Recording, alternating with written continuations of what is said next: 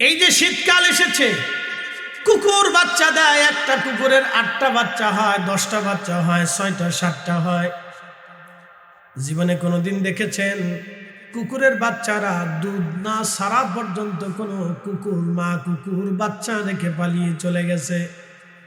জীবনে কোনোদিন দেখেন নাই কোনো মা কুকুর বাচ্চা রেখে পালিয়ে চলে গেল? জীবনে দেখেন নাই কোনো বিড়াল তার বাচ্চাটা বালেগ না হওয়া পর্যন্ত, দুধ না সারা পর্যন্ত পালিয়ে চলে গেল? জীবনে কোনোদিন দেখেন নাই গরু তার বাচ্চাটা দুধ না সারা পর্যন্ত, মা গরুর গাভী পালিয়ে চলে গেল বাচ্চা রেখে? জীবনে কোনোদিন দেখেন নাই পাখি তার বাচ্চা বুঝ না আসা পর্যন্ত বাচ্চা রেখে পালিয়ে চলে গেল? এই মানুষের ভেতরে কিছু নারী আছে বাচ্চা রেখে অন্য পুরুষের হাত ধরে পালিয়ে চলে যায়। কিছু পুরুষ আছে সন্তান জন্ম দিয়ে আর এই স্ত্রীকে ডিভোর্স দিয়ে অন্য জায়গায় বিয়ে করে, তারপরে ওই সন্তানের আর ওই পিতা ওই সন্তানের খোঁজ নেয় না, খাবারও দেয় না, ভরণ পোষণও দেয় না, অর্থ করিও দেয় না। এই সন্তানের খোঁজ খবর আর ওই পিতা রাখে না। এরা হলো সমাজের কুকুর এবং শুয়োরের চাইতেও নিকৃষ্ট জাত। কথা কন না কেন? ওরা মানুষই হতে পারে না, মুসলমান করে সব। হজ করলেও মুসলমান হতে পারে না। বলে কারণটা কি? মুসলমান এই শর্তে মুসলমান হয় না। মুসলমানের শর্ত হলো আসলামতু লি রাব্বিল আলামিন। যার জীবনে সবকিছু আল্লাহর জন্য হবে এটা হলো মুসলমান। যার জীবনে সবকিছু আল্লাহর জন্য হবে এটা হলো মুসলমান। এটা মুসলমান হচ্ছে না, ওর নাম কাউস্তে। আল্লাহর নবী বলেন ওয়াদাউল আমানা, আমানত ধ্বংস হয়ে যাবে যে সময় তোমরা দেখবে আমানত উঠে গেছে, আমানতের প্রচুর পরিমাণে খেয়ানত আসবে, তখন তোমরা কিয়ামতের অপেক্ষা করতে থাকো। নবী বলেন উম্মত রে, মুনাফিকের 3টা আলামত আছে। 1 নাম্বার কথায় কথায় মিথ্যা বলে, 2 নাম্বার আমানত রাখলে খেয়ানত করে, 3 নাম্বার ওয়াদা করলে বরখেলাপ করে। এটা মুনাফিকের আলামত। মুনাফিকের আলামত 3টা। কথায় কথায় মিথ্যা বলে, আমানত রাখলে খেয়ানত করে এবং ওয়াদা করলে বরখেলাপ করে। আমার উম্মত এই 3 গুণ যদি এই 3টা বদ গুণ কারোর মধ্যে যদি তোমরা পাও, তাহলে বুঝবা সে নিঃস্বার্থভাবে মুনাফিক। ও মুনাফিক, ইন্নাল মুনাফিকিনা ফিদ দারকিল আসফালি মিনান নার। মুনাফিকদের জায়গা হবে জাহান্নামের একবারে নিম্নতম নিকৃষ্টতম জায়গা, যেখানে কাফেররা পর্যন্ত জায়গা পাবে না। দুনিয়াতে আরো একটা মুনাফিক আছে। বলে হুজুর কোন মুনাফিক? সূরা মুনাফিকের ভিতরে আল্লাহ তাদের পরিচয় দিয়েছেন। এই মুনাফিক হলো টুপিওয়ালা মুনাফিক, এই মুনাফিক হলো দাড়িওয়ালা মুনাফিক, এই মুনাফিক হলো জুব্বাওয়ালা মুনাফিক, এই মুনাফিক হলো সেজদা দেনেওয়ালা মুনাফিক, এই মুনাফিক হলো হজ করনেওয়ালা মুনাফিক। বলে হুজুর এরা আবার কারা? আল্লাহ কোরআনে তাদের পরিচয় দিয়ে দিয়েছেন।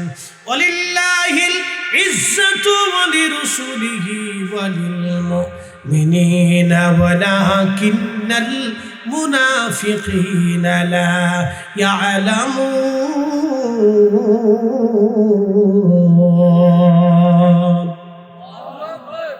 আল্লাহ বলে ওয়ালিল্লাহিল ইজ্জা, হুজুর সম্মান আমি আল্লাহর জন্য, ওয়ালি রাসূলিহি আমার নবীর জন্য, ওয়ালিল মুমিনিনা আমার ওলিদের জন্য। হাবিব, যারা মুনাফিক তারা আমি আল্লাহর ইজ্জত বোঝে না, যারা মুনাফিক আপনি নবীর শান তারা বোঝে না। আমাদের দেশে একদল আছে বুকে হাত বেঁধে নামাজ পড়ে 8 টাকার তারাবি বানাইলো। ওদের বিশ্বাস নবীজির আব্বা আম্মা কাফের, নবীর আব্বা আম্মা জাহান্নামী। যারা রসুলের আব্বা আম্মাকে জাহান্নামী বলে, আমরা তাদেরকে মুসলমান মনে না করে আমরা কোরআনের ভাষায় তাদেরকে মুনাফিক মনে করি। কথা বলেন না কেন? ঠিক আছে না? টুপিওয়ালা মুনাফিক, জুব্বাওয়ালা মুনাফিক। আসতে বলেন না, জোরে বলেন। আমার ভাষায় না, আল্লাহর কোরআনের ভাষায় বলতেছি। আমার ভাষায় না, আল্লাহর কোরআনের ভাষায় বলতেছি। টুপিওয়ালা মুনাফিক। আল্লাহ রাসূলের শান ও ইজ্জতকে ছোটখাটো করে যারা বলে ওরা মুনাফিক। আমি বলি নেই আমার রব বলেছেন তারা মুনাফিক, তারা মুনাফিক, তারা মুনাফিক, তারা মুনাফিক। ভাই আমার, এই জন্য হযরতে আল্লামা সাহেব কিবলা ফুলতুলি রাহমাতুল্লাহ আলাইহি জীবনের শেষ সময় পর্যন্ত তিনি আল্লাহ রসুলের ইজ্জতের পক্ষেই জমিনে জিহাদ করে গেছেন। কথা বলেন ঠিক আছে কিনা? যুগে যুগে মানুষ আজও পর্যন্ত তারে স্মরণ করেন, যুগে যুগে আজও পর্যন্ত মানুষ প্রত্যেক দোয়াতে সাহেব কিবলা ফুলতুলি রাহিমাহুল্লাহর জন্য দোয়া করে। কেন করে? মুনাফিকদের সাথে জিহাদ করছে সাহেব। এখানে উনি কনসিডার করেন, খানোর সাথে উনি লিয়াজও করেন। কথা ঠিক আছে কিনা? ওনার জীবনে লিয়াজও করেন। এখানে কোনো কনসিডার হবে না, কারণ এখানে ইমানের সাবজেক্ট। আপনি আমার আব্বাকে গালি দেন, অসুবিধা নেই, কিন্তু রসুলকে গালি দিলে আপনার সাথে আমার আর কোনো সম্পর্ক নেই, কখনই না। সে আমার বাপ হলেও সম্পর্ক থাকবে না, বাপের পরিচয় হবে। সে যদি মা হয় তো তার সম্পর্ক হবে না, মায়ের পরিচয়ও হবে না। মার থেকে জুদা হয়ে যেতে হবে, মার পরিচয় আসবে না। এখানে কোনো কনসিডার নেই। প্রিয় উপস্থিতি হাজিরিন, এইগুলি মুনাফিক। তো মুনাফিকের নিদর্শনাবলী আপনাদেরকে শোনাইলাম। এবার বুঝে চলাটা আপনাদের জন্য অত্যন্ত জরুরি ভাই আমার।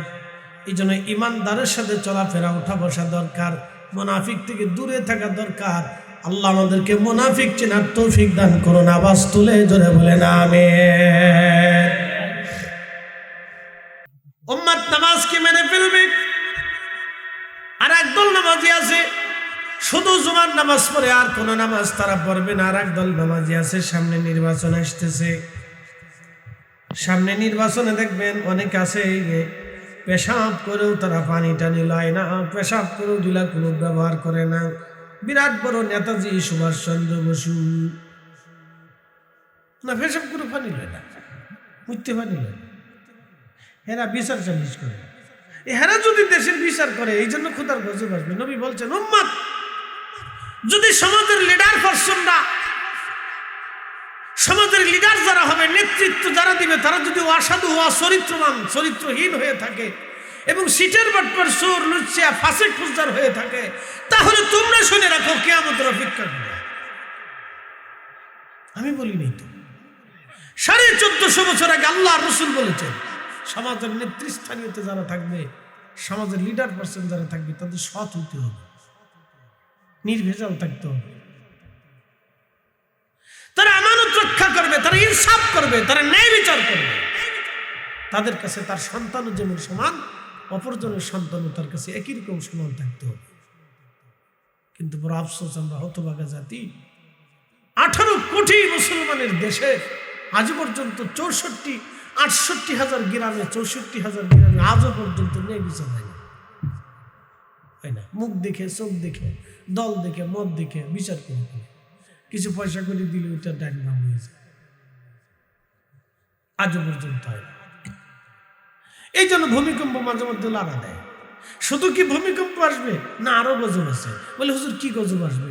ডায়াবেটিস চাপাই দিছে, ডায়াবেটিস। বাংলাদেশের 18 কোটি মানুষ যদি থাকে, তাহলে মিনিমাম হলো দেখেন আপনি 12 কোটি মানুষ ডায়াবেটিসের সাথে সম্পৃক্ত, 3.5 কোটি মানুষ এদেশে কিডনি রোগের সাথে সম্পৃক্ত। ভয়াবহ একটা রোগ কিডনি রোগ। 3.5 কোটি যদি কিডনি রোগ হয়, তাহলে 12 কোটি আছে ডায়াবেটিসের সাথে সম্পৃক্ত, আরো 12 কোটি ধরেন প্রেশারের সাথে সম্পৃক্ত। তাহলে বাংলাদেশের 18 কোটি মানুষের ভিতরে 17.5 কোটি মানুষ অসুস্থ, রোগের সাথে সম্পৃক্ত। তো বড় বড় রোগ, হার্টের মতো রোগ, ডায়াবেটিসের মতো রোগ, হাই প্রেশারের মতো রোগ, তারপরে কিডনি রোগের মতো রোগ, তারপরে ফ্যাপসা, ওই যে আপনার কি বলে এটা, লিভার সংক্রান্ত রোগ, এরপরে ক্যান্সারের সাথে সম্পৃক্ত, বড় বড় ব্রেন স্ট্রোকের সাথে সম্পৃক্ত। মিনিমাম 18 কোটি মানুষের 17.5 কোটি মানুষ অসুস্থ আছে। আর 2000 সালের পর থেকে এই পর্যন্ত যত নারী বাচ্চা জন্ম দিছে, তত নারীর 100% নারীর ভিতরে 90% নারী সিজার করা, তার মানে হেউ রোগের সাথে সম্পৃক্ত। আপনি মানে বুঝে নেন, আপনি খোদার গজব কি করে আসে? খালি ভূমিকম্প দিয়ে গজব দিচ্ছে না, আল্লাহ বাবু গজব দিচ্ছে। বলে কারণ কি? আমি কারণগুলি বলতেছি, আপনারা মিলিয়ে মিলিয়ে নেন যে কি লেগে আল্লাহ গজব দিচ্ছে, কিসের জন্য দিচ্ছে।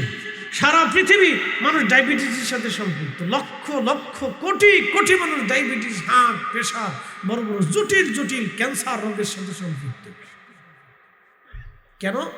সারা পৃথিবীতে ইনসাফ নাই, সারা পৃথিবীতে ইনসাফ নাই, সারা পৃথিবীতে ইনসাফ নেই। যদি ইনসাফ থাকতো তাহলে আমাদের চোখের সামনে ফিলিস্তিনের মতো 1.5 লক্ষ নিরপরাধ মানুষের জীবন চলে যেত না। কথা কর না কেন? ঠিক আছে। যদি পৃথিবীতে ইনসাফ থাকতো তাহলে আমাদের চোখের সামনে 1.5 লক্ষ রোহিঙ্গাদেরকে আগুনে পুড়িয়ে চিবিয়ে চিবিয়ে নির্মম ভাবে তাদেরকে হত্যা করা হয়েছে। পৃথিবীর কোন মানুষ তাদের বিচার আজও পর্যন্ত করে নাই। যদি পৃথিবীতে ন্যায় বিচারই থাকতো তাহলে সুদানের মতো দেশে 1,50,000 মুসলমান নিজেরা নিজেরা গোলাগুলি করে গুলি করে করে মরছে। আপনি বুঝেন তো পৃথিবীতে ইনসাফ বলে কিছু নাই, না ইনসাফ বলে কিছু নেই। অথচ এই কোরআনে রাসূল করিম বলেছেন, আমার উম্মত তোমরা যদি একজন নিরপরাধ মানুষকে হত্যা করো তাহলে জাহান্নামে যাওয়ার জন্য এতটুকুনি তোমার যথেষ্ট, তোমাকে কেউ বেহেশত নিতে পারবে। পৃথিবীর সমস্ত মানুষ যদি এক জায়গায় বসে গবেষণা করে তাহলে আল্লাহর দেওয়া একটা রূহ ফিরিয়ে দিতে পারবে না। আসতে বলবেন না, জোরে বলেন। পৃথিবীর সমস্ত মানুষ যদি এক জায়গায় বসে চিন্তা করে গবেষণা করে চেষ্টা করে তো আল্লাহর দেওয়া একটা জীবন তারা আর কোনোদিন ফিরিয়ে দিতে পারবে না। কিন্তু এই জীবনকে মানুষ হত্যা করতেছে ওয়াকাতরে, লাখে লাখে লক্ষ লক্ষ মানুষ মেরে ফেলছে, কোনো বিচার নাই। যারা হত্যা করেছে তাদের কোনো বিচার নেই, কারণ তারা পৃথিবীর মরণ, তাদের বিচার হয়নি। ইরাকের 4 লক্ষ মানুষ হত্যা করেছে প্রেসিডেন্ট বুশ, কিন্তু আজও পর্যন্ত তাকে কোনোদিনও বিচারের কাঠগড়ায় কেউ দ্বারা করাইতে পারে, আজও পর্যন্ত পারে। পৃথিবীর কত মুসলমানের রক্তে তার হাত রঞ্জিত হয়েছে, কিন্তু আজও পর্যন্ত তাকে বিচারের কাঠগড়ায় দাঁড়াইতে পারে নাই। ফিলিস্তিনের 1.5 লক্ষ মানুষ মেরে ফেললো ইসরায়েলের প্রধানমন্ত্রীর বিরুদ্ধে, আজও পর্যন্ত কেউ তার কাঠগড়ায় দাঁড়াই করাইতে পারে। তাহলে বোঝা গেল পৃথিবীতে ইনসাফ নাই। কথা ঠিক আছে কিনা? পৃথিবীতে ইনসাফ, পৃথিবীতে ইনসাফ নাই। বাংলাদেশ তো আরো পরের কথা আসে, এদেশে তো কোনো ইনসাফ কোনো শব্দই নেই, এদেশের ইনসাফের কোনো শব্দ নাই। ইনসাফের কথা বলে দেশে বাঁচতে পারবেন না তো আপনি। এদেশে ইনসাফের কোনো শব্দই নেই, সারা পৃথিবীতে নেই। প্রিয় উপস্থিতি হাজিরিন, প্রিয় নবী বলেন, উম্মাত তোমরা অপেক্ষা করো, আল্লাহর আকাশ থেকে পাথর নিক্ষিপ্ত হতে পারে, অথবা ভূমিকম্প আসবে, মহামারী আসবে, সমুদ্র থেকে ধেয়ে আসবে বিপদ। তসবির দানা যেইভাবে ছেড়ে দিলে টপ টপ টপ টপ করে দানাগুলি পড়তে থাকে সাহাবীরা রে, আমার উম্মতের মাঝে ওইভাবে আল্লাহর আসমান থেকে বালা আসতে থাকবে, বালা আসতে থাকবে, বালা আসতে থাকবে। যেই সভ্যতা ইউরোপিয়ানরা দেখবেন তারা সভ্যতার কথা বলে, যদিও তারা অনেক উন্নত, কিন্তু দেখেন এত ফিলিস্তিনি নিরীহ মানুষ হত্যা করার পরে তাদের কোনো কর্মসূচি নাই। আজও পর্যন্ত তারা মিলে কাউকে তারা আজকে কাঠগড়ায় দাঁড়া করাইতে পারে নাই। এই উপস্থিতি আল্লাহ রাব্বুল আলামিন তাদের উপর গজব চাপিয়ে দিলেন। হুজুর কি গজব দিলেন? করোনা মহামারী থেকে ইউরোপে লক্ষ লক্ষ মানুষের জীবন আল্লাহ কেড়ে নিয়ে গেলেন, লক্ষ লক্ষ পরিবারের চোখের পানি আল্লাহ ঝরিয়ে দেখাইলেন, দেখো আপনজনের বিদায়টা তোমাদের কেমন লাগে। অথচ আবার এই ফিলিস্তিনের নিরীহ মানুষদেরকে তোমরা 75 বছর ধরে হত্যা করেছ, 75 বছর ধরে তিলিয়ে তিলিয়ে তাদের ঘর থেকে তোমরা তাড়িয়ে দিয়েছ, 75 বছর ধরে তিলিয়ে তিলিয়ে তোমরা তাদেরকে মা থেকে সন্তানকে হত্যা করেছ, হাজার হাজার নারীদের ইজ্জত সম্মানকে তোমরা হরণ করেছ, বছরের পর বছর ধরে ধরে বন্দি রেখে রেখে তোমরা তাদেরকে ধর্ষণ করেছ। আপনি কল্পনা করতে পারবেন কত বড় জুলুম তাদের সাথে করা হয়েছে, কত বড় জুলুম তাদের সাথে অন্যায় করা হয়েছে। আপনি আমাদের পার্শ্ববর্তী রোহিঙ্গাদের সাথে নির্মমভাবে তিলে তিলে হায়না পশুদের মতো, কুকুর বিড়াল পর্যন্ত যাহা কল্পনা করে না মানুষ, তার থেকে বেশি নিকৃষ্ট কাজ করে মানুষ জাতি। 10 জন 20 জন করে মিলে একজন নারীকে ধর্ষণ করা কতটা অমানবিক এবং কতটা নিষ্ঠুর আপনি ভাবলে গা শিহরে ওঠার কথা, রক্তহীন হয়ে আসার কথা। আল্লাহর আকাশ থেকে তো পাথর এসে পড়ার কথা ছিল, কিন্তু আল্লাহ ফেলেননি। একটা মাত্র কারণ, আল্লাহ রসুল সেজদায় পড়ে জাবাল আবু সিলা পাহাড়ের ভিতরে 3 দিন সেজদার মধ্যে ছিলেন নবী। খন্দকের পাহাড়ের পিছনে সেই পাহাড়ে নবী 3 দিন পর্যন্ত সেজদার মধ্যে পড়ে বলছিলেন, ইয়া রাব উম্মতি, আল্লাহ আমার উম্মত গুনাহ করে ফেলবে, আমার উম্মত অপরাধ করে ফেলবে, আল্লাহ আমার উম্মতের উপায় কি হবে? রব বললেন, কি চান? বলে, আল্লাহ আপনি মেহেরবানি করে আমার উম্মতকে কওমে লূতের মতো ধ্বংস করে দিবেন না, কওমে নূহের মতো ধ্বংস করে দিবেন না, কওমে সামুদের মতো ধ্বংস করে দিবেন না, সালেহ আলাইহিস সালামের উম্মতের মতো ধ্বংস করবেন না।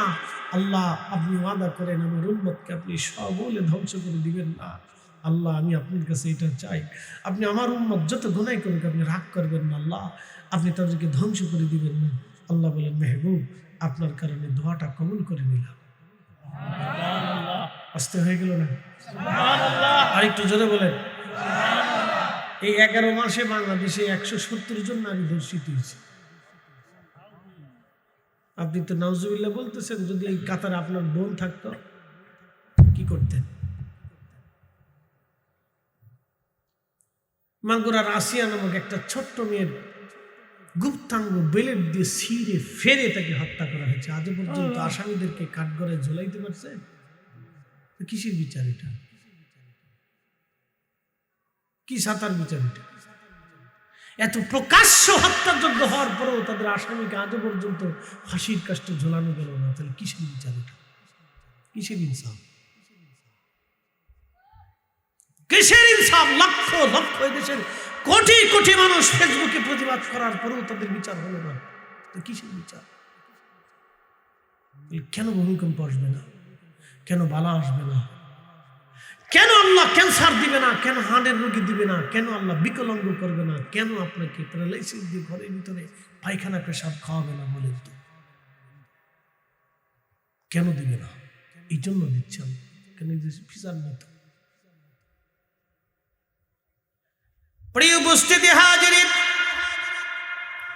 আমার কথাগুলি শুনতে কষ্ট হবে অথবা শক্ত হবে, তিতা লাগতেও পারে, কিচ্ছু করার নাই।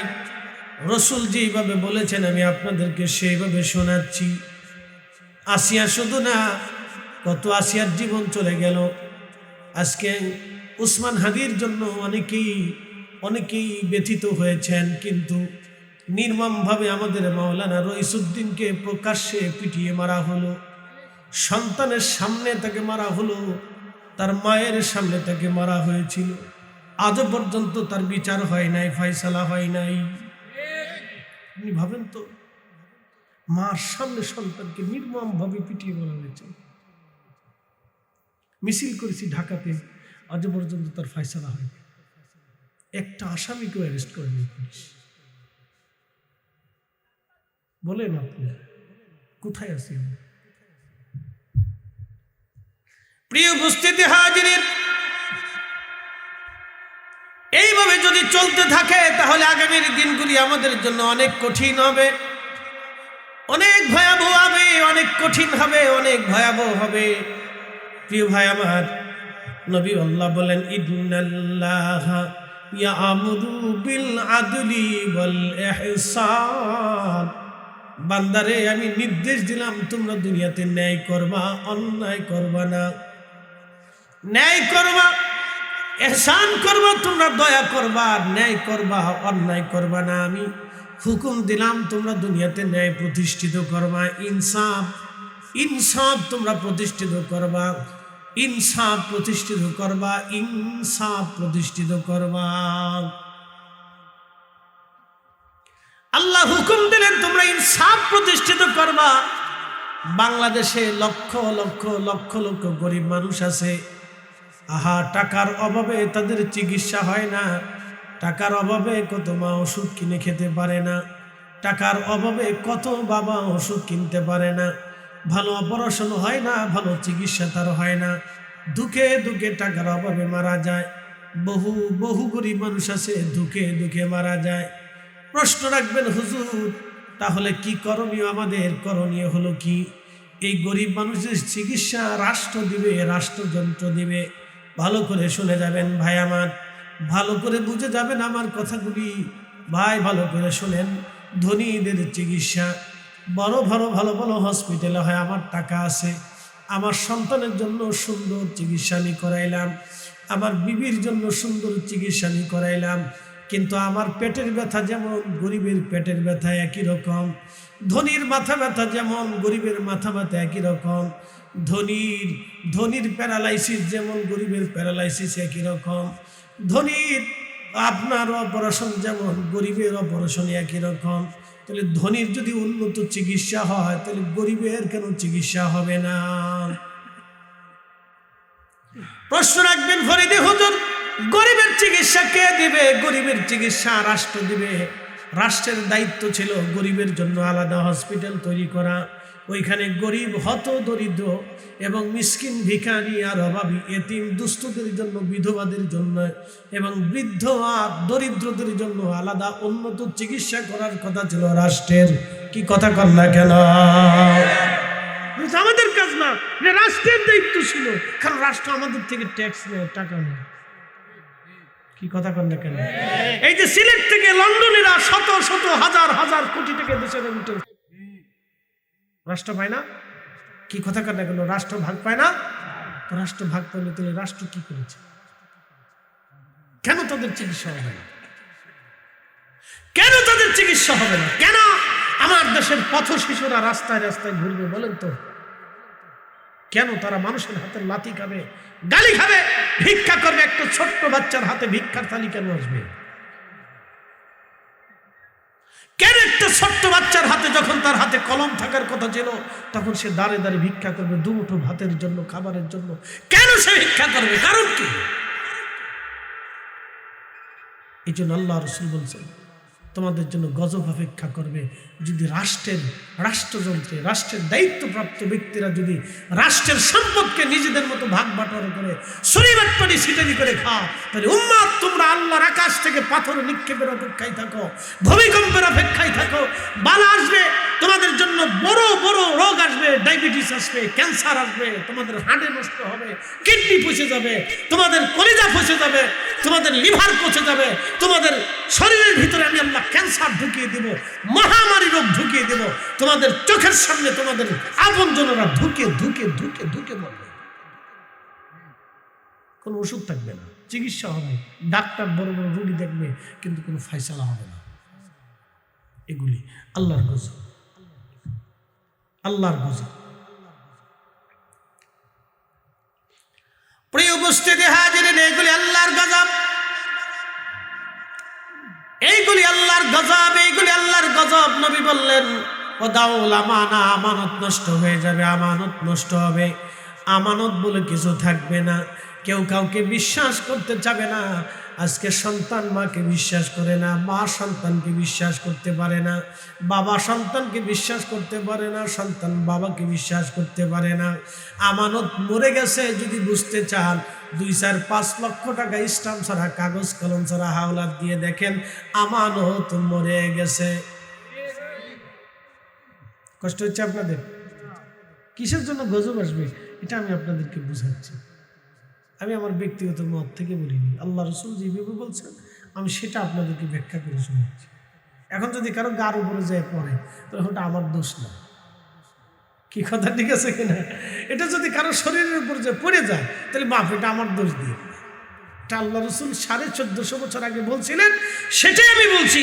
মনে রাখবেন, আকাশ ভেঙে যাবে, পৃথিবী পুড়ে যাবে, সাগর শুকিয়ে নিঃশেষ হয়ে চৌচির হয়ে যাবে, কিন্তু আল্লাহর রাসূলের কথা এবং আল্লাহর কোরআনের বাক্য এক চুল পরিমাণ মিথ্যা হবে না, হবে না, হবে না।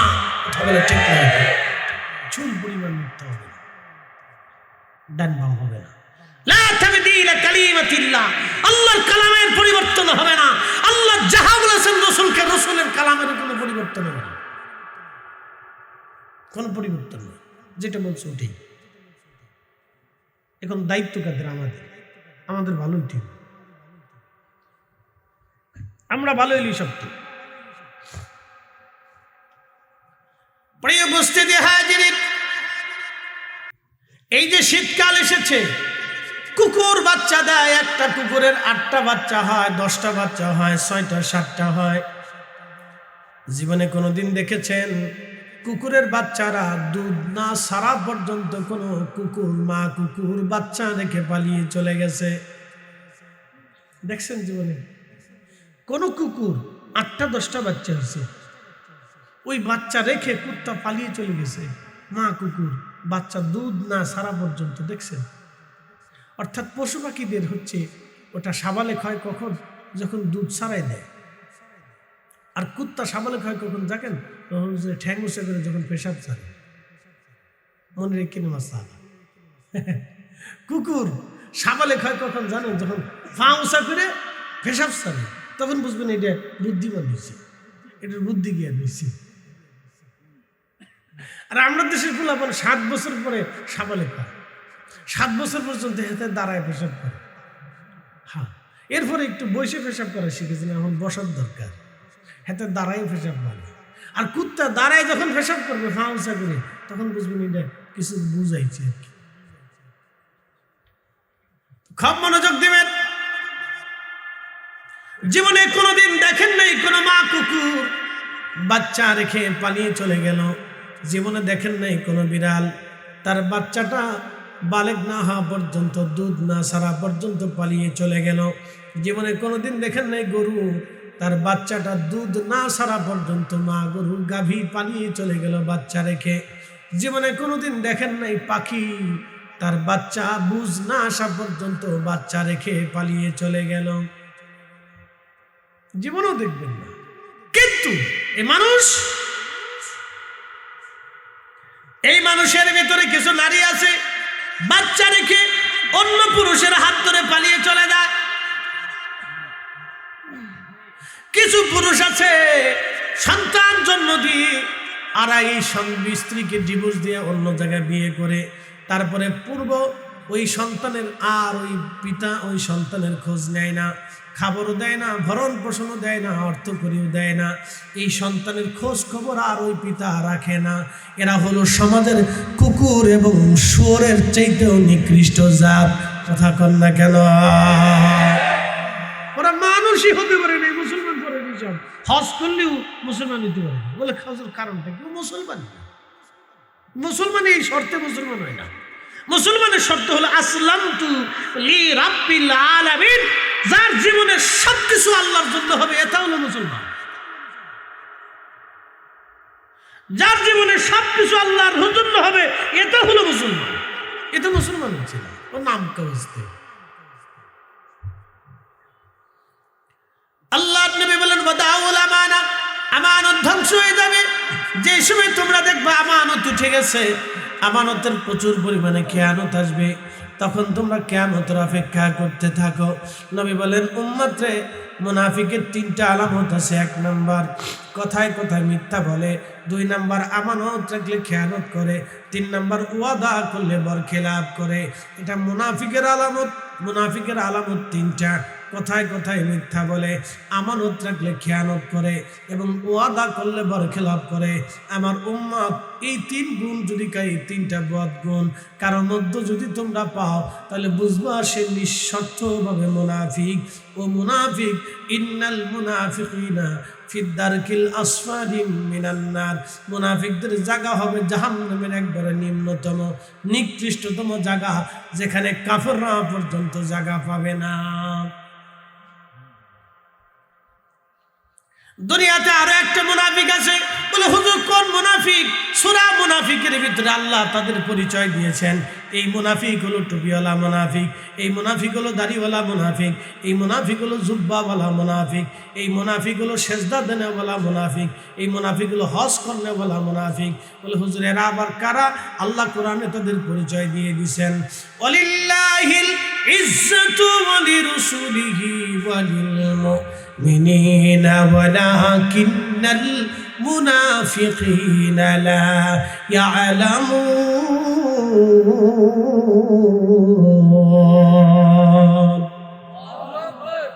আল্লাহ বলেন ওয়ালিল্লাহিল ইজ্জা, হুজুর সম্মান আমি আল্লাহর জন্য, ওয়া লিরাসূলিহি আমার নবীর জন্য, ওয়া লিল মুমিনিনা আমার মুনাফিক তারা আমি আল্লাহর ইজ্জত বুঝে না। যারা মুনাফিক আপনি নবীর শান তারা বোঝে না। আমাদের দেশে একদল আছে বুকে হাত বেঁধে নামাজ পড়ে 8 টাকার তারাবি বানাইলো। ওদের বিশ্বাস নবীজির আব্বা আম্মা কাফের, নবীর আব্বা আম্মা জাহান্নামী। যারা রসুলের আব্বা আম্মাকে জাহান্নামী বলে আমরা তাদেরকে মুসলমান মনে না করে আমরা কোরআনের ভাষায় তাদেরকে মুনাফিক মনে করি। এই কথা বলেন না কেন? ঠিক আছে না? টুপিওয়ালা মুনাফিক, জুব্বাওয়ালা মুনাফিক। আসতে বলেন না, জোরে বলেন। আমার ভাষাই না, আল্লাহর কোরআনের ভাষায় বলতেছি। আমার ভাষায় না, আল্লাহর কোরআনের ভাষায় বলতেছি। টুপিওয়ালা মুনাফিক। আল্লাহ রসুলের শান ও ইজ্জতকে ছোটখাটো করে যারা বলে ওরা মুনাফিক। আমি বলি নেই, আমার রব বলেছেন তারা মুনাফিক, তারা মুনাফিক, তারা মুনাফিক, তারা মুনাফিক। ভাই আমার, এই জন্য হযরতে আল্লামা সাহেব কিবলা ফুলতুলি রহমাতুল্লাহ আলাইহি জীবনের শেষ সময় পর্যন্ত তিনি আল্লাহ রসুলের ইজ্জতের পক্ষেই জমিনে জিহাদ করে গেছেন। কথা বলেন ঠিক আছে কিনা? যুগে যুগে মানুষ আজ পর্যন্ত তারে স্মরণ করেন। যুগে যুগে আজ পর্যন্ত মানুষ প্রত্যেক দোয়াতে সাহেব কিবলা ফুলতুলি রাহিমাহুল্লাহর জন্য দোয়া করে। কেন করে? মুনাফিকদের সাথে জিহাদ করছে। এখানে উনি কনসিডার করেনি, কারোর সাথে উনি লিয়াজও করেনি। কথা ঠিক আছে কিনা? ওনার জীবনে লিয়াজও করেনি। এখানে কোনো কনসিডার হবে না, কারণ এখানে ইমানের সাবজেক্ট। আপনি আমার আব্বাকে গালি দেন, অসুবিধা নেই, কিন্তু রসুলকে গালি দিলে আপনার সাথে আমার আর কোনো সম্পর্ক নেই, কখনই না। সে আমার বাপ হলেও সম্পর্ক থাকবে না, বাপের পরিচয় হবে। সে যদি মা হয় তো তার সম্পর্ক হবে না, মায়ের পরিচয়ও হবে না। মার থেকে জুদা হয়ে যেতে হবে, মার পরিচয় আসবে না। এখানে কোনো কনসিডার নেই। প্রিয় উপস্থিতি হাজিরিন, এইগুলি মুনাফিক। তো মুনাফিকের নিদর্শনাবলী আপনাদেরকে শোনাইলাম। এবার বুঝে চলাটা আপনাদের জন্য অত্যন্ত জরুরি ভাই আমার। এই জন্য ইমানদারের সাথে চলাফেরা, উঠা বসা দরকার, মুনাফিক থেকে দূরে থাকা দরকার।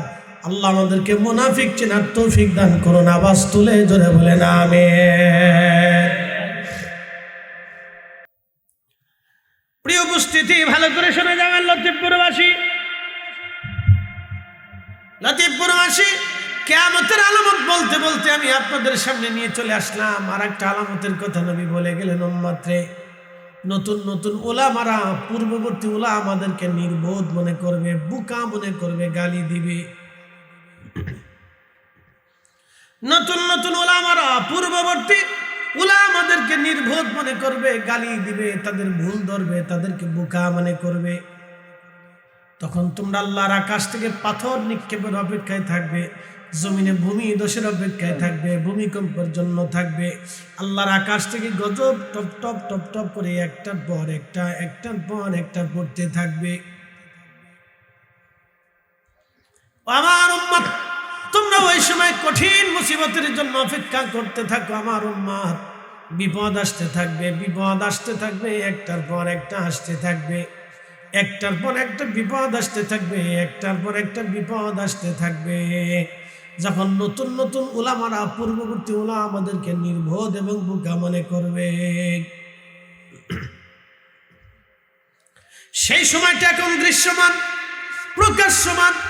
নতুন নতুন কিছু কিছু আলেমরা আসছে, পূর্ববর্তী আলেমদেরকে তারা বোকা মনে করে এবং তারা মনে করে তারা কিছু জানতো না, তারা কিছু বুঝতো না, তারা এই মাসালা সম্পর্কে অজ্ঞ ছিল, বিজ্ঞ ছিল না, তাদের কাছে হাদিস পৌঁছায় নাই। আমাদের বাংলাদেশে এক কানা মৌলবীতে বলেই ফেললো, ইমাম আবু হানিফা রহমাতুল্লাহর কাছে অত হাদিস পৌঁছায় নাই যত হাদিস আমাদের কাছে পৌঁছাইছে। চিন্তা করতে পারছে কত বড় সিটার এটা। এটাতে দেখলে শয়তানের চিন্তা করে, বাপরে বাপ, ও তো আমার সাথে বড় সিটার। ইমামুল আজম আবু হানিফার কাছে বলে হাদিস পৌঁছায়নি, তিনি সরাসরি রসুলের সাহাবীদের দর্শে বসেছে, তার কাছে বলে হাদিস যায় নাই। তিনি সাহাবীদের ছাত্রদের কাছে দিন শিখেছেন, তিনার কাছে বলে হাদিস যায়নি। চিন্তা করেন, এই কানার ঘরের কানা আমার কাছে যত হাদিস চাইছে তত হাদিস ইমাম আজম আবু হানিফার কাছে পৌঁছায়নি। শতান কত বড় শতান, আপনি চিন্তা করতে পারছেন? কত বড় শতান। যারা ইমাম মালিক রাহমাতুল্লাহ আলাইহি যার দর্শে বসেছেন, যারা একসাথে মদিনায় বসে হাদিসের রিসার্চ করেছেন, তাদের কাছে বলে হাদিস পৌঁছায়নি। কল্পনা করতে পারবে?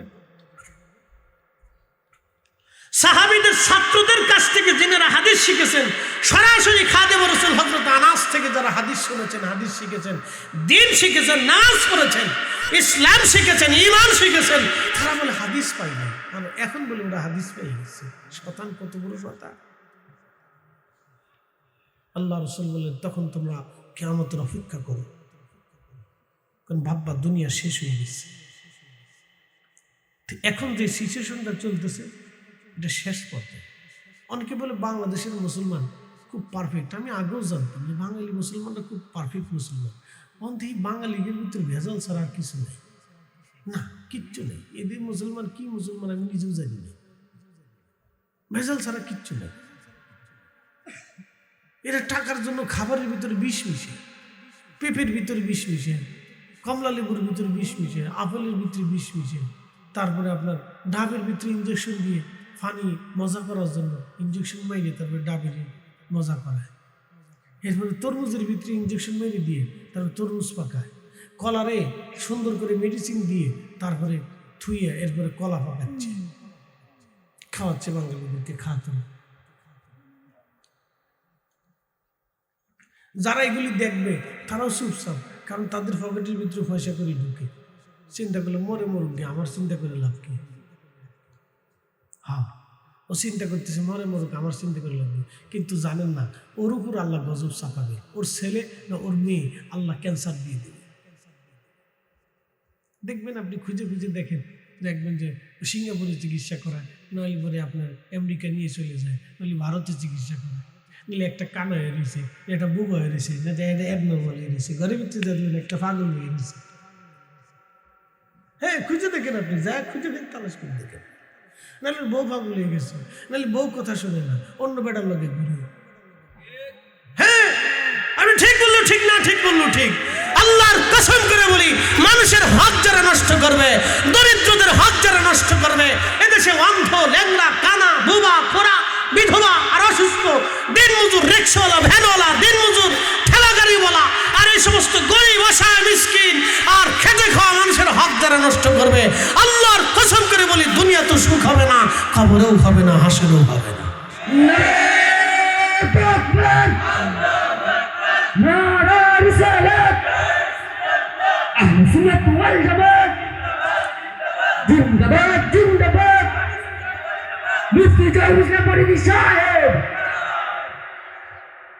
বুঝতে কি কোনো অসুবিধা হচ্ছে আপনাদের? রাগটাগ হচ্ছেন নাকি আপনারা? হুজুর আজকে কি ওয়াজ করতেছে বুঝতেছি না, একবারে গজবের ভিতরে ফেলাই দিল না। তবে বাঁচবে কারা? শুনে যান, বাঁচার রাস্তা আছে। বলে হুজুর বাঁচবে কারা? যারা ইমানদার, যারা মুমিন, তারা এই বিপদ থেকে আল্লাহ তাদেরকে বাঁচাবে। একসাথে বলবেন আল্লাহু আকবার। সারা পৃথিবীও যদি মহাপ্লাবনে ডুবে যায়, কিন্তু আল্লাহ মুমিনদেরকে বাঁচাবে। বলে কেমনে বাঁচাবে? নূহ আলাইহিস সালামের নৌকার ভিতরে মতো আল্লাহ কিস্তি দুনিয়াতে ভাড়াই দিয়ে হলো মুমিনদেরকে বাঁচাবে। একসাথে বলবেন আল্লাহু আকবার। তাম পৃথিবী যদি ভূমিকম্প শেষ হয়ে যায়, তাহলে মুমিনরা বেঁচে থাকবে। তাম দুনিয়াতে যদি মহামারী আর রোগের পর রোগ আসে, তারপর আল্লাহ মুমিনদেরকে বাঁচাবে। বলে কেন বাঁচাবে? আল্লাহর ওয়াদা আছে মুমিনদেরকে বাঁচাবে। চিন্তার কারণ নেই, কিন্তু কিয়ামত আসবে, এটা সত্যি। কোথায় পালাবে? পালানোর মতো জায়গা কোথায় আছে? খুঁজে দেখেন, কোথাও নেই। ভূমিকম্প যদি লাড়া দেয়, বাংলাদেশের ভূতত্ত্ববিদদের গবেষণা থেকে বলতেছি, বাংলাদেশে বহুবার ভূমিকম্প আসছে। এটা ভূমিকম্প প্রবণ এলাকা। বাংলাদেশটা হচ্ছে ভূমিকম্প প্রবণ একটা অঞ্চল, একটা এরিয়া। এটার মাটির নিচে যে প্লেট আছে, এই প্লেটগুলি বিরাট বড় বড় ফাটা। এটা ভূমিকম্প আসবে, এখানে শক্তি জমতেছে, যে কোনো সময় ভূমিকম্প বাস্ট হবে, এই শক্তি বের হয়ে আসবে। যখন শক্তি বের হয়ে আসবে, তখন পৃথিবী লাড়া দিবে, বাংলাদেশের মাটি লাড়া দিবে, ভূমিকম্প হয়ে শক্তি বের হয়ে আসবে।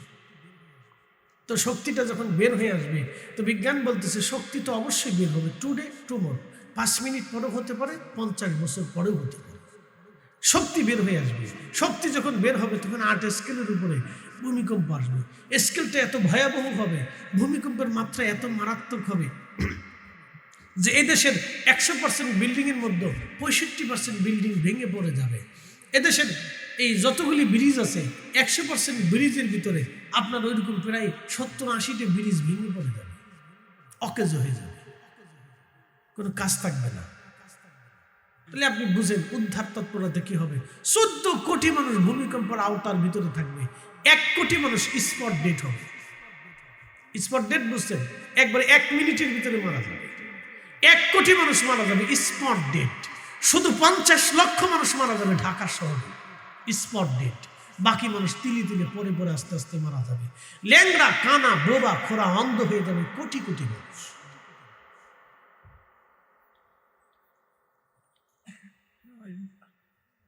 এটা ভূতত্ত্ববিদদের গবেষণা বলছে টুডে টুমোর এটা আসবে, টুডে টুমোর এটা আসবে। তবে জাতি বেঁচে যেতে পারে যদি ইনসান প্রতিষ্ঠিত করে, যদি জাতি বেঁচে যাবে, যদি জাতির ভিতরে ন্যায় বিচার প্রতিষ্ঠিত হয়, সমবন্টন হয়, গরিব দুঃখী মেহনতি মানুষের ভিক্ষা করে খেতে না, তার বাজারে যায় কষ্ট না করে। হঠাৎ হঠাৎ পেঁয়াজের দাম বাড়ে, হঠাৎ হঠাৎ করে আলুর দাম বাড়ে, হঠাৎ হঠাৎ করে তেলের দাম বাড়ে, হঠাৎ হঠাৎ করে ডিমের দাম বাড়ে। আচ্ছা বলেন তো, ডিমের দাম বাড়ে কে? মুরগায় কি হরতাল ডাক দিছে? ডিমের দাম কেন বাড়ে? ডিমের দাম যখন বাড়ে, তো আমি একসময় গেছি এক ময়মনসিংহ মাহফিল করতে, ভালুকা। তো ভদ্রলোকের বাট খাবার খাইতে নিছে, তো দেখি বিরাট বড় ডিমের আপনার মুরগির খামার। আমি বললাম কি ব্যাপার ভাই, এত ডিম আপনার খামারে, তো দেশের ডিমের দাম বাড়লো কেন? আপনারা ডিমের দাম বাড়াই দিয়েছেন? না হুজুর আমরা বাড়াইনি, আমরা টাকা সে আগেরটাই দেয়। তাহলে বাড়াইলো কারা? ওই সিন্ডিকেটে লাগা বড় বড় ব্যবসায়িক আছে, ওরা ওই ডিম ফ্রিজের ভিতরে স্টক করে, ঢুকাই দিয়ে 3 দিন ডিম ছাড়ে না। বাংলাদেশে কোনো ডিম নেই, কত বড় সুরার ঘরের সুরার, চিন্তা করছে বাংলাদেশে ডিম নেই। ডিম কোথায় গেছে? পদ্মা সেতুর নিচে লেগে গেছে কেন? ডিম গেল কোথায়? এত লক্ষ ডিম কোথায় চলে গেছে? ওরা স্টক করে ফেলছে। হঠাৎ করে বলে ডিম নাই, ডিম নাই, ডিম নাই, ডিমের দাম বাড়াই দিল প্রত্যেক হালিতে 10 টাকা করে বেশি। তাহলে এবার বুঝছেন যে 10 টাকা করে বেশি যদি প্রত্যেক হালিতে যায়, তাহলে প্রত্যেক দিনে আর ডিমে চলে গেল 2.5 টাকা। তো ডিম প্রতি যদি 2.5 টাকা চলে যায়, তাহলে 1 কোটি ডিমও যদি ছাড়ে, তাহলে কত কোটি টাকা আসলে আপনি হিসাব করে ছাড়েন। এইভাবে প্রত্যেক গরিব মানুষের কাছ থেকে, পকেট থেকে, ব্যক্তিদের কাছ থেকে, পকেট থেকে টাকা, কোটি কোটি টাকা সিন্ডিকেটরা হাতাইয়া চুরি করে নিয়ে চলে গেল। কথা বলেন না কেন? আসতে বলবেন না, জোরে বলেন। আপনার মতো, আপনার মতো, আমার মতো একদম পয়সাওয়ালা তো সবাই নাই। সারাদিন পরিশ্রম করে একটা মা ইট ভাঙতে ভাঙতে ভাঙতে ভাঙতে ভাঙতে ভাঙতে মা 500 টাকা রুজি করে ঢাকা শহরে, বড় বড় শহরে আশেপাশে যায় দেখবেন, ইট ভাটায় যায় দেখেন বহু নারীরা কাজ করতেছে, আছে না ভাই? মহিলারা কাজ করে, বেতন কম। মহিলারা কাজ করলে তাদের বেতন কম দেয়, বলে কাজ বেশি করতে পারে না, তো বেতন কম আছে। মহিলা কাজ করে সারাদিন পরিশ্রম করে একটা মা 500 টাকা রুজি করে সন্তানের মুখে 2 মুঠো খাইতে দিতে যায়। একটা ডিম কিনতে গেলে বাচ্চাটা কাঁদে, মা ডিম দিব না, পরে দিস। ওই মহিলা যখন ডিম কিনতে যায় তখন মহিলার হাত কাঁপে, হৃদয় কাঁপতে থাকে, হাত ডিমের দাম বেড়ে গেল, পেঁয়াজের দাম বেড়ে গেল, বাচ্চারা কি খাও? ঠিক সেই হাহাকারটা শুধু ওনার পর্যন্ত থাকে না, সেই হাহাকারটা আল্লাহর আরশ পর্যন্ত যায় কাঁপে। এই কথা কার না কেন? ঠিক আছে কিনা? আর যারা এইভাবে গরিব মানুষের টাকা লুট করে খায়, ওদের বাড়ি যায় খুঁজ দিয়ে দেখেন সুখ নেই। আর ওর বউ অন্য বেটার সাথে চলে গেছে, ওর মেয়ে অন্য বেটার সাথে ঘুরতেছে, আর না হয় ওর ফুলা অন্য বেডি লিয়ে ঘুরতেছে। তাই দেখেন খোঁজ নেই, সুখ নেই, সুখ নেই। যদি মিথ্যা কথা হয় তাহলে খোঁজ নিয়ে যায় দেখেন, 2-4টা খুঁজে খুঁজে যায় দেখেন, দেখবেন যে সুখ নাই।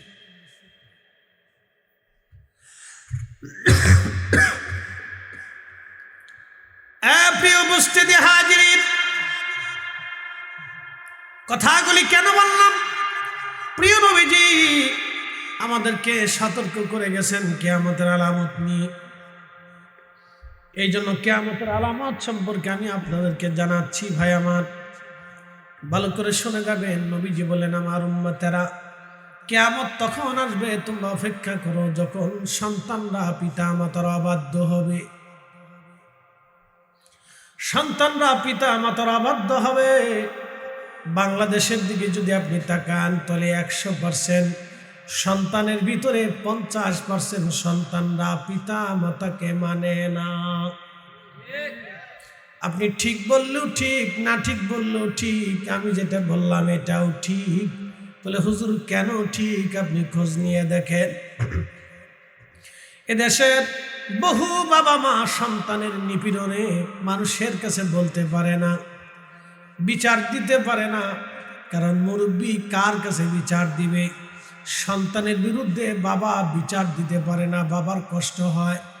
কোনো মা সন্তানের বিরুদ্ধে সালিশ ডাকতে পারে না, বলে মার কষ্ট হয়। ঘুরে ফিরে তো আমার কলিজার টুকরা সন্তান, আমি ওর বিরুদ্ধে কেমনে মামলা করব, কেমনে বিচার দিব? লক্ষ লক্ষ লক্ষ লক্ষ নারী, লক্ষ লক্ষ পুরুষ, বৃদ্ধ বাবা মা সন্তান কর্তৃক নির্যাতিত হয়, নিপীড়িত হয়। এইভাবে নীরব ভাবে যদি মানুষ নিপীড়িত হয়, তাহলে বুঝবেন আল্লাহর আকাশ থেকে গজব আসতে থাকবে। নবীজি বললেন, সন্তানরা পিতা মাতা থেকে দূরে চলে যাবে, বাবা মাকে পর মনে করবে, বন্ধু বান্ধবকে তারা আপন মনে করবে। ও আমার উম্মতরা, সেদিন তোমরা আল্লাহর আকাশ থেকে গজবের অপেক্ষা করতে থাকো। একের পর এক গজব আসতে থাকবে, একের পর এক গজব আসতে থাকবে, একের পর এক গজব আসতে থাকবে। পিতা মাতার অবাধ্য হবে সন্তান, তখন তোমরা কিয়ামতের জন্য অপেক্ষা করো। আমার উম্মত, বড় কঠিন, বড় কঠিন। বাংলাদেশের পরিসংখ্যান শুধু না, সারা পৃথিবীতে যদি আপনি দেখেন, নতুন উদ্যমে বৃদ্ধাশ্রম তৈরি হচ্ছে। উন্নত বিশ্বের দিকে যদি আপনি তাকান, তো দেখবেন সন্তানরা বড় হয়ে যাওয়ার পরে যার যার মতো কাজ করে, বিয়ে শাদী করে তারা আলাদা হয়ে যায়। বৃদ্ধ বাবা মার আর খোঁজ খবর নেয় না, তারা হয়তো নিঃসঙ্গ জীবন কাটায়, নতুবা বৃদ্ধাশ্রমে তাদের জীবন কেটে যায়, নতুবা একা একা তাদের জীবন কেটে যায়। আর আমাদের বাংলাদেশের সিচুয়েশনটা একটু ভিন্ন। বাবা মা বৃদ্ধ যদি হয়ে যায়, তাহলে সংসারে সন্তানের ঘরে কাটাইতে সুযোগ পায় বটে, কিন্তু বউয়ের যন্ত্রণায় জীবনটা অতিষ্ঠ হয়ে যায়। আমাদের দেশের বেটি মানুষ বিরাট বড় বুজুর্গ, রাবিয়া মুসলিম বাপরে বাপ বুজুর্গ,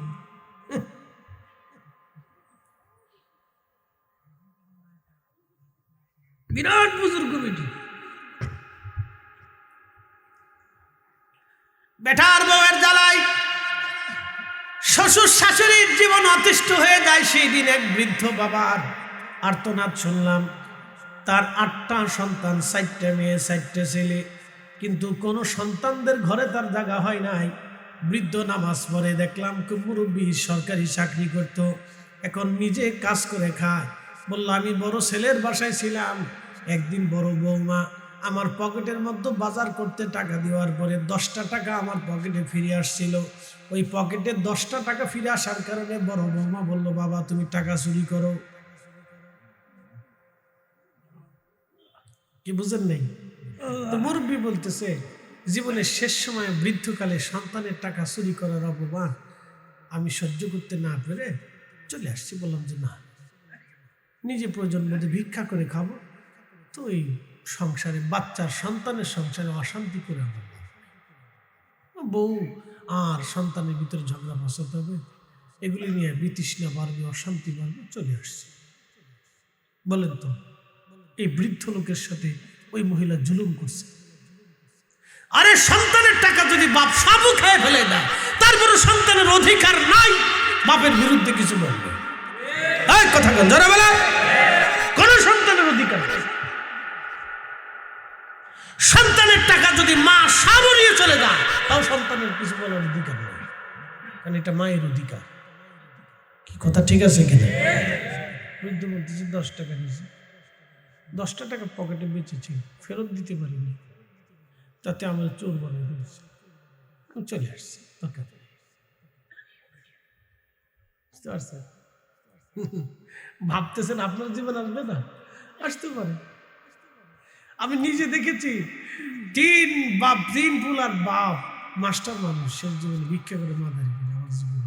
আরে ভিক্ষা করতেছে বাসের ভিতরে, আমার কিছু ভিক্ষা দেয়। বৃদ্ধ, চুল দাড়ি পেকে গেছে, চামড়া ঘষিয়ে গেছে, বলতেছে আমি ইংরেজি টিচার ছিলাম, আমাকে কিছু ভিক্ষা দেয় বাবা। কি ব্যাপার? 3টা সন্তান, বড় বেটার বাড়ি গেলে বড় বউ ঝগড়া করে, মেজো বেটার বাড়ি গেলে মেজো বউ ঝগড়া করে, ছোট বেটার বাড়ি গেলে এটাও ঝগড়া করে। ছেলেরা কয় আব্বা ছোটর বাড়ি যাও, ছোট কয় আব্বা মেজোর বাড়ি যাও, মেজো কয় আব্বা বড়োর বাড়ি যাও, বড় কয় আব্বা ছোটর বাড়ি যাও। ঘুরতে ঘুরতে বাবা অতিষ্ঠ হয়ে গেছে, ভিক্ষা করে খায়। বাবা মনে থাকলে আমার 2টা টাকা ভিক্ষা দাও। সেদিন আমার কাছে এত খারাপ লাগছিল, বিশ্বাস করে এত খারাপ আমার কাছে লাগছিল, বাসের ভিতরে বসে অতিষ্ঠ হয়ে গেছে। আহা, দুনিয়াতে মানুষ এরকম হতে পারে। এই জন্য সমাজ ওয়াজ কি করব, আমাদের নারী সমাজদেরকে আমাদের ওয়াজ শুনাইতে হবে, বেশি বেশি এত পরিমাণে শুনাইতে হবে। নারীরা যদি ওয়াজ না বুঝে, নারীরা যদি ঠিক না হয়, আল্লাহর কসম করে বলি জাতির কোনোদিন পরিবর্তন হবে না। একটা নারী পারে তার সন্তানকে আদর্শমান সন্তান হিসেবে তৈরি করতে, কথা বলেন না কেন? নারী পারে। নারী ঠিক না হওয়া পর্যন্ত জাতি ঠিক হবে না, কোনোদিন হবে না। আপনি নামাজ পড়েন 5 ওয়াক্ত, আপনি ঠিক আছেন, কিন্তু আপনার স্ত্রী ঠিক নেই, দেখবেন আপনার ঘর ঠিক নেই, আপনি পারবেনই না। বাচ্চারা 24 ঘন্টা মার সাথে থাকে, মার থেকে ওরা শিখে। প্রিয় উপস্থিতি হাজিরিন, কথাগুলি শুনতে খারাপ শোনা যাবে, তারপর আমি আপনাদের এই কথাগুলি বললাম কেন? অত্যন্ত গুরুত্বপূর্ণ বিষয়। এইভাবে যদি চলে তাহলে আগামী জীবন অন্ধকারে নিমজ্জিত হবে। সারা পৃথিবীতে পিতামাতার অবাধ্যচরণ বেড়ে গেছে, শুধু বাংলাদেশে না, সারা পৃথিবীতে একই অবস্থা, সারা পৃথিবীতে একই অবস্থা। নবীজি বললেন উম্মত, সন্তানরা অধিকারে পিতামাতার থেকে বিচ্যুত হবে, অবাধ্য হয়ে যাবে। আহা, সেই দিন তোমরা আল্লাহর আকাশ থেকে গজবের অপেক্ষায় করতে থাকো, কিয়ামতের অপেক্ষা করো। এগুলি হলো কিয়ামতের ছোট আলামত। বড় কঠিন, বড় কঠিন। আল্লাহর নবী বলেন, আমার উম্মতেরা পিতামাতার চেহারা দিকে তুমি যদি মায়ার নজরে তাকাও, একটা কবুল হজের সওয়াব তোমার আমলনামায় দেওয়া হবে। একসাথে জোরে বলবেন আল্লাহু আকবার। না না হয় না, আরো জোরে বলেন আল্লাহু আকবার। আল্লাহুম্মা সাল্লি আলা সাইয়্যিদিনা মুহাম্মাদ ওয়া আলা আলি সাইয়্যিদিনা। একসাথে জোরে বলেন তো আল্লাহু আকবার। না, গলা ছেড়ে দেন, গলা ছেড়ে দেন। আল্লাহু আকবার। হাত উঁচা করে বলেন নারে তাকবীর, নারে রিসালাত। আমরা মুসলমান হব, হাত নামান, আমরা মুসলমান হব শুধু সুরতে না, নীতিতে। কথা ঠিক আছে কিনা? আমরা মুসলমান হব শুধু সুরতে না, নীতিতে। কথা ঠিক আছে কিনা? কিসে মুসলমান হব? নীতিতে, আদর্শে, রাসূলের আদর্শের মুসলমান হব। আল্লাহ তৌফিক দান করুন। সকলে জোরে বলেন আমিন। শাহজালাল আমিনী আসলেন বুরহানুদ্দিনের সামনে, তার ছোট্ট কলিজার টুকরা সন্তানটাকে গৌর গোবিন্দ এই সিলেটে জবাই করেছিল। বুরহানুদ্দিনের ছোট্ট ছেলেটাকে গৌর গোবিন্দ বাবার চোখের সামনে ছেলেটাকে জবাই দিয়েছিল। নিষ্পাপ একটা ছেলেকে জবাই দিল। বুরহানুদ্দিনের হাত কেটে ফেলে দিল, যে হাত দিয়ে গরু কুরবানি দিয়েছিল। এই জুলুমের কথা যখন শাহজালাল আমিনী মুজাররিদি শুনলেন, নিজেকে আর স্থির রাখতে পারেন নাই। আল্লাহর ওলি সুদূর দিল্লি থেকে রওনা দিলেন। এই জমিনে এত বড় জুলুম একটা শিশু বাচ্চার সাথে করা হলো, একটা বাবার সাথে করা হলো। আমি শাহজালাল থাকতে জুলুম আর হতে দেওয়া যাবে না। তিনি চলে আসলেন, গৌর গোবিন্দ পলায়ন করলো। আল্লাহর জমিনে শাহজালাল আমিনী ইনসাফ প্রতিষ্ঠিত করলেন। একবার জোরে বলবেন কি আল্লাহু আকবার। আপনারা শাহজালালের উত্তরসূরি, ইনসাফের পক্ষে আমাদের থাকতে হবে, কথা ঠিক আছে কিনা? আল্লাহর ওলিদের পক্ষে, রাসূল কারীমের ইজ্জতের পক্ষে জীবনের শেষ সময় পর্যন্ত আপনাদের থাকতে হবে। কারণ আপনারা হযরত শাহজালাল রাহমাতুল্লাহ আলাইহির দেশের সন্তান, তাদের উত্তরসূরি। হযরত আল্লামা সাহেব কেবলা ফুলতুলি রাহমাতুল্লাহ আলাইহি ওলিদের উত্তরসূরি, কথা বলেন ঠিক আছে কিনা? আল্লাহ আমাদের সেই পথে চলার তৌফিক দিক, জোরে আওয়াজ তুলে বলেন আমিন। লা ইলাহা, জোরে লা ইলাহা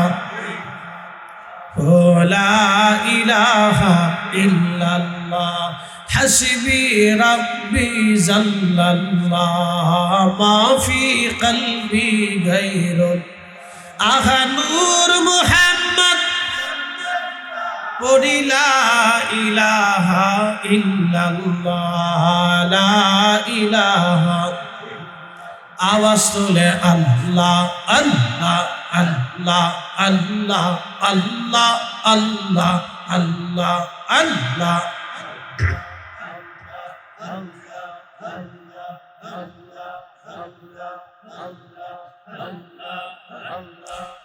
পাক সুবহান কে পারে বুঝিতে তোমার শান আল্লাহ আল্লাহ।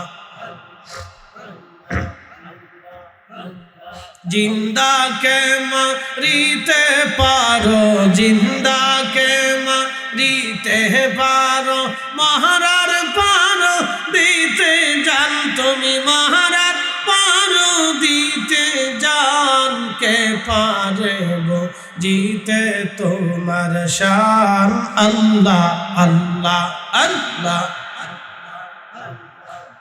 পাক সুবহান কে পারে বুঝিতে তোমার শান আল্লাহ আল্লাহ। জিন্দা কে মারিতে পারো, জিন্দা কে মারিতে পারো, মহারাজ পারো দিতে জান তুমি, মহারাজ পারো দিতে জান কে পারে জিতে তোমার শান আল্লাহ আল্লাহ। জবান খোলে একসাথে আল্লাহ আল্লাহ আল্লাহ আল্লাহ আল্লাহ আল্লাহ আল্লাহ। তোমার দোস্ত হাবিবুল্লাহ আগে তারে বানাইয়া নূরের রূপে তৈয়ার করে রাখছো তারে লুকাইয়া। তোমার দোস্ত হাবিবুল্লাহ আগে তারে বানাইয়া নূরের রূপে তৈয়ার করে রাখছো তারে লুকাইয়া। পাক সুবহান কে পারে জিতে তোমার শান আল্লাহ আল্লাহ।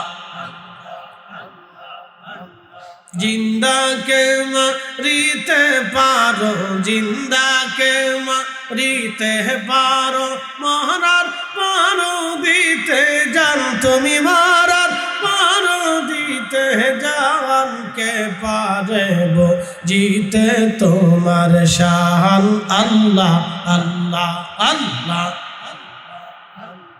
জিন্দা কে মারিতে পারো, জিন্দা কে মারিতে পারো, মহারাজ পারো দিতে জান কে পারে জিতে তোমার শান আল্লাহ আল্লাহ আল্লাহ আল্লাহ আল্লাহ আল্লাহ আল্লাহ।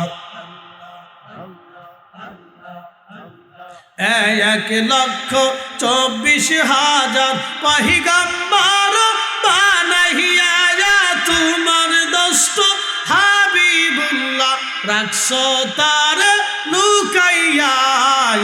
1,24,000 পয়গম্বর বানাইয়া তোমার দোস্ত হাবিবুল্লাহ রাখছো তারে লুকাইয়া।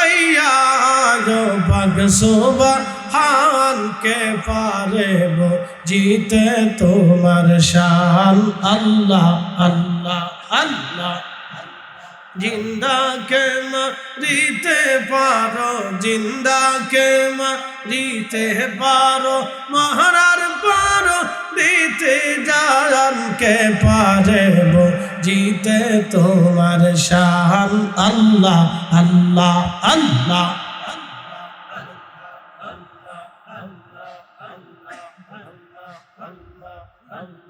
আল্লাহ তোমার লীলা খেলা কেউ বুঝে কেউ বুঝে না আল্লাহ তোমার লীলা খেলা কেউ বুঝতে পারে না কাউকে রাখো গাছ তহলাতে কাউকে রাখো বালাখানায় আল্লাহ তোমার লীলা খেলা কেউ যেতে পারে না আল্লাহ আল্লাহ আল্লাহর জিকির না করিলে দিল তো জিন্দা হইবে না আল্লাহর জিকির না করিলে দিল তো জিন্দা হইবে না আল্লাহ আল্লাহু রে মন আল্লাহ করো জপনা আল্লাহ আল্লাহ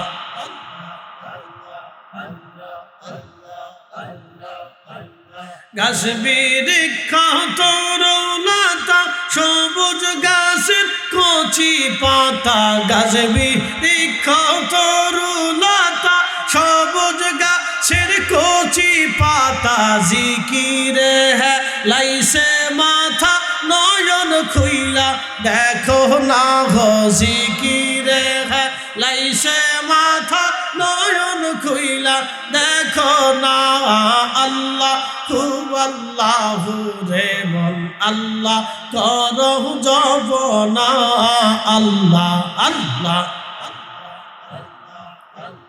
আল্লাহর জিকির না করিলে দিল তো জিন্দা হইবে না গো আল্লাহর জিকির না করিলে দিল তো জিন্দা হইবে না আল্লাহ আল্লাহু রে মন আল্লাহ করো জপনা আল্লাহ আল্লাহ আসমান জমিন গ্রহ তারা আল্লাহর জিকির করে তারা আসমান জমিন গ্রহ তারা আল্লাহর জিকির করে তারা মানুষ হইয়া তোমরা কেন আল্লাহর জিকির করো না মানুষ হইয়া তোমরা কেন আল্লাহর জিকির করো না আল্লাহ আল্লাহু রে মন আল্লাহ করো জপনা আল্লাহ আল্লাহ আল্লাহর জিকির না করিলে দিল তো জিন্দা হইবে না গো আল্লাহর জিকির না করিলে দিল তো জিন্দা হইবে না আল্লাহ আল্লাহু রে মন আল্লাহ করো জপনা আল্লাহ আল্লাহ জবান খোলে আওয়াজ তুলে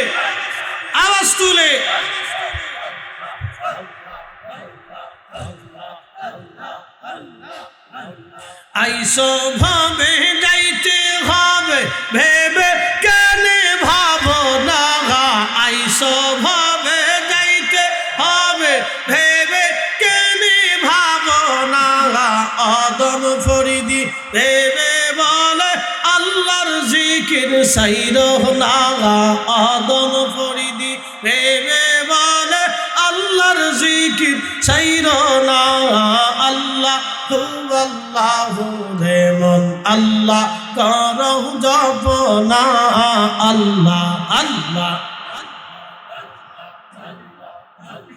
আল্লাহর জিকির না করিলে দিল তো জিন্দা হইবে না আল্লাহর জিকির আল্লাহর জিকির না করিলে দিল তো জিন্দা হইবে না। আল্লাহ আল্লাহু রে মন আল্লাহ করো জপনা, আল্লাহ আল্লাহ